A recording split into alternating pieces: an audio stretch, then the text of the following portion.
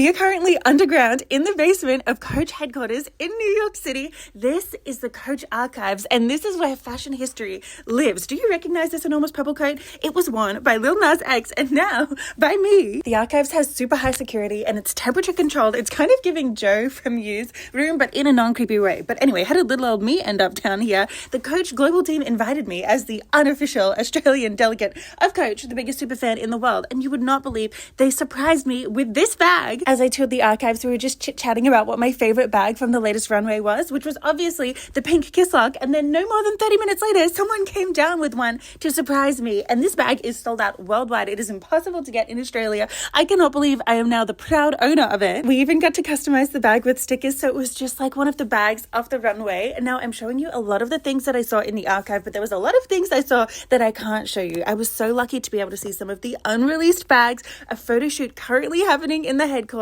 And yes, I did pass on the message about Coachtopia. I asked them about 65 times if they could bring it to Australia. Thank you for entrusting me to be the messenger for the Australian people. Here's hoping Coachtopia makes its way over to Australia soon. This is truly one of the craziest doors that social media has ever opened for me. I could have never imagined all those years ago when I saved up to buy my first secondhand pink Coach pillow tabby and then subsequently fell in love with the brand, that this is where things would end up. But you can't always win. After a much needed jet lag nap, we went to the Jellycat Diner in Times Square and they were completely booked out for the rest of eternity with no walk-in spots available. So I could not tick that one off the bucket list, but that just means I'm going to have to come back to New York. This was my first ever time visiting Times Square and it's as magnificent and overstimulating as you can imagine, but it started raining on us, so we had no choice but to take refuge. We went up to the top floor of the McDonald's so that we could people watch, and then we ran into the Disney store. Even though we're going to Disneyland the following week, I still bought all of this Disney merch because I have no self-control. The styles they had were just so cute, and I got this denim jacket with the bow on the back of it from the clearance rack. It was half price, so now I'm set for outfits for my next few Disney trips. I also got the Lululemon and Disney collab hoodie, which was never even released in Australia. There's really a theme going on here that we're always just forgotten about in Australia,